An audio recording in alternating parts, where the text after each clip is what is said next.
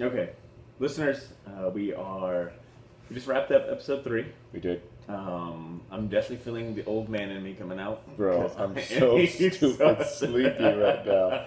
Like, if it didn't take us, 2+ hours to figure out this whole video stuff, I think we could have, at least got it to 5. But you know what? It's fine. I'd rather have a down pat process and good videos. But this episode, man, was a lot of deep stuff, man. The rest of the episode 2, I felt hype leaving it. There was a car crash. I'm sorry, that scene with Fisk in the car. yeah. Matt getting his reprieve. This one was heavy. We had a Brubaker reference, I think, right? Yeah, when Fisk's lawyers are telling them that we know where Vanessa is at. Felix, which shout outs to which references his right hand man in Born Again. Felix has moved there to Spain. And it's funny. It's really cool to see, like I said, the power that Vanessa has over Fisk. And honestly, I think she might be the scariest one, because imagine what she could get him to really do. So he got mad when he was like, "She's in Spain? Are you fucking kidding me?" And they're like, "Dude, we can't control her." And he's like, "Yes, yeah, she is like that, doesn't she?" And his little wee got hard. Freaking Kingpin, dude, gross. Oh man, but we're seeing Matt, the signs of him really falling into a deep, dark place. It's becoming apparent in a lot of visual ways. You had a really good explanation as to why Daredevil might be seeing or hallucinating, Fisk. Oh, I thought you were going to be like my comment to Matt, please shave. Just shave. It doesn't look good on you. Now, he's killing this hobo chic look, like, heavy. So, Stoop kid. Yeah, exactly. So what's the symbolism of having Fisk as that voice in his head? Oh yeah, okay. So, man, once again, the philosophy of Daredevil is fascinating, because he's comparing one of the few references to the devil in the Bible. There are not that many. For as large a part of their Christian ideology, the devil really isn't in the Bible that much. But the one time he shows up the most is in Job. And I think I had mentioned to you that in some belief systems that the devil isn't really so much a guy with horns and he's like evil incarnate, but more like a prosecuting attorney. And essentially, he's there to put you on trial. And your soul is basically the courtroom.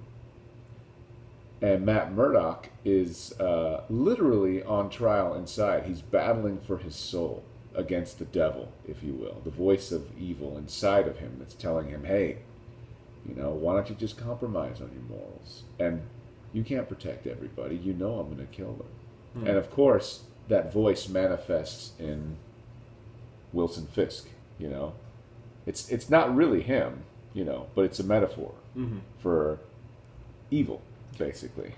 I like seeing the stark contrast between what Matt still perceives as Kingpin and who we get to see Kingpin. Yeah. We're seeing Kingpin as this. It's almost sympathetic. Yeah. Like, for whimpering dog kind of comes to mind. He's love struck. He's in chain. He's in a prison. He's clearly, he doesn't have that swag or that swagger, that confidence that he had in season 1 and even 2. It's like, man, this is a good dude. I like it. I'm kind of like, maybe he really has changed. Like, the power of love has really gotten to him. He's been listening to a lot of Chicago. A lot of Journey. But then, Matt is like, look at him, man, like obsessed. Like, meets up with Foggy just to take, just to get his wallet. And it reminds me of Born Again where Matt is calling Foggy, like, and his ex-girlfriend at Foggy's place every, hour.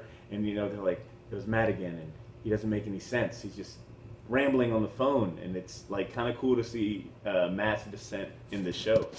Yeah, it's cool, but also like annoying, because he's like that kid rebelling against his parents. Like God didn't save you, I did. And they're like, shut up. The lapsed Catholic is so tired. It's so tired right now, dude. Oh, Like give me a break, dude. yeah, man. Let's talk about Poindexter, Special Agent Poindexter, who is this is. I'm thinking it's Bullseye, dude. I mean, that is Bullseye's full name, right? I thought it was Lester. See, I can't even pull up the information on my phone. We'll double check and correct ourselves next one, but I'm confident it's Bullseye as well. I think so. Creepy. Oh my like, God! I thought this dude was like a badass hero. Nah, creepy Dude, he goes to get that psych evaluation. Yeah. And the guy's like, well, talk to me. He's like, well, I got this girl. And, her name's Julie, and she's a bartender. She listens to me. It's Tuesday. It's pizza night. And I'm sitting here like, I mean, okay. He seems pretty well adjusted for, like, a sociopath. And then, like...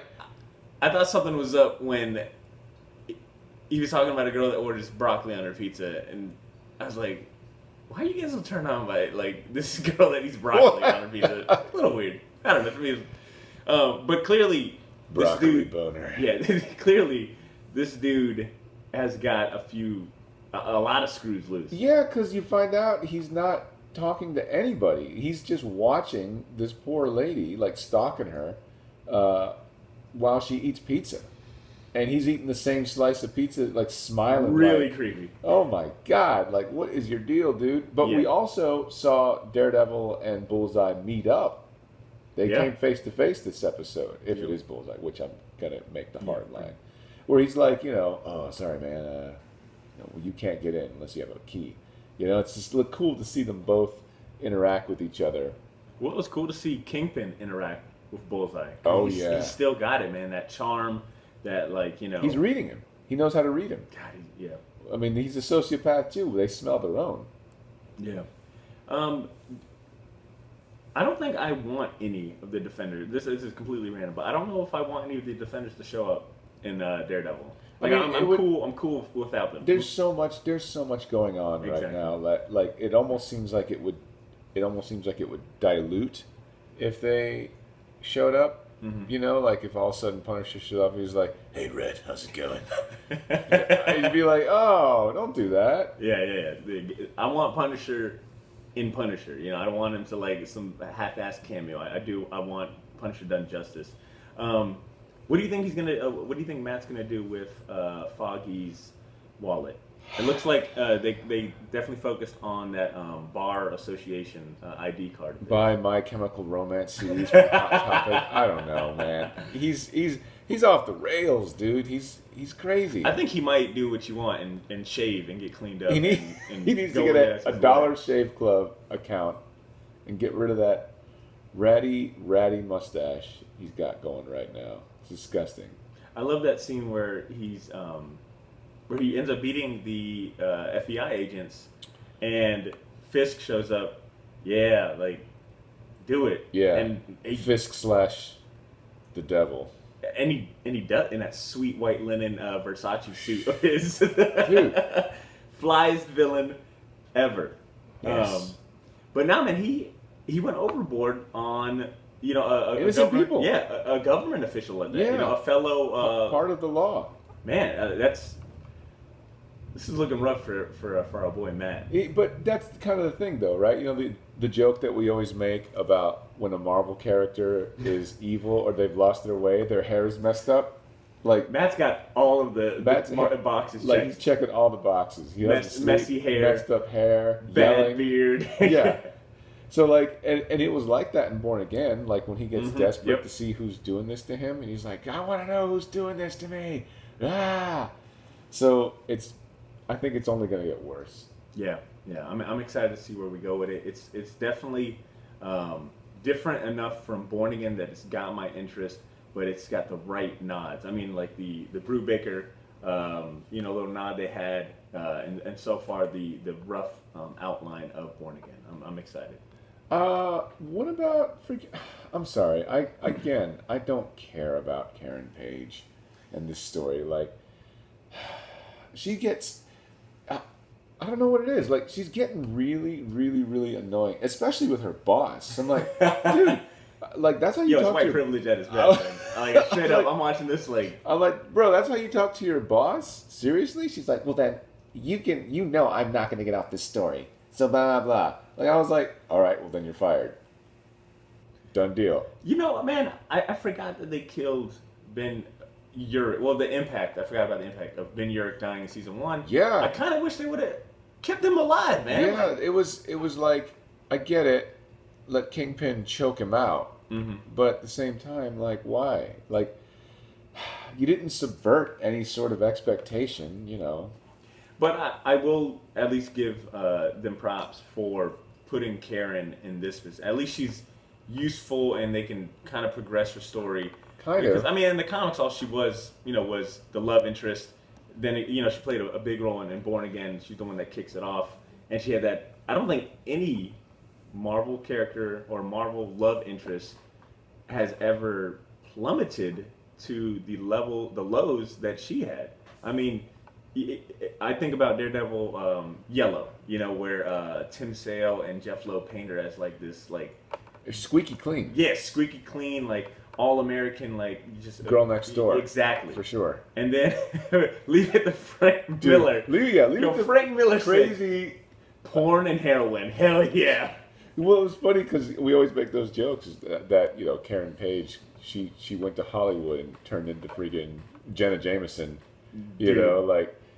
Hollywood was not kind to Karen Page. No, not at all. So, and I guess they couldn't do that or they didn't want to go that route. So, unfortunately, we lost Ben Urich's, role in this, but at least they're making do with Karen Page. I mean, she's honestly one of the only few female characters in this show. Yeah. So I can see it, but I'm on the same boat as you, and she's kind of annoying. It's not that I don't like Karen, and I think Deborah Ann Wool is like an amazing actress. It's just that they're not really giving her anything to do. No. And that with the stuff that they are giving her to do, it's like Plotty McPlot driver. What about Agent Nadeem? Because now I'm interested to see where his arc goes. Because I thought he was going to be, I mean, the way they set it up, law upholding, officer, tough financial problems, family. I thought it was going to be like a pretty simple, like, that dude's living that born again life every day. I thought it was going to be a simple, Kingpin, of course, knows about his troubles, offers him money to break him free or whatever. But makes him a Faustian deal. Yeah, but no, that does not seem to be the case. He seems to be conscious and actually paying for his decisions and helping, trying to take advantage of the situation. So I mean, right now it seems that way. Yes. Right now, because you never know, man. Kingpin's in that long game, He is. I think he's ready to. Ooh, what a snake! Ugh. Yeah. Nose breathing snake. Yeah. But I think we're going to take a break for tonight. We're going to be back at it with episode 4 tomorrow. So just stay tuned. Like I said, we'll be updating our YouTube channel. Yep. Yep. Throughout the week, throughout this weekend, and we'll have this audio format for podcasts everywhere that podcasts can be found. So thank you guys so much for watching and listening. Let us know your thoughts by either commenting on the video below or shooting us an email at theshortboxjacks@gmail.com. All right. Peace.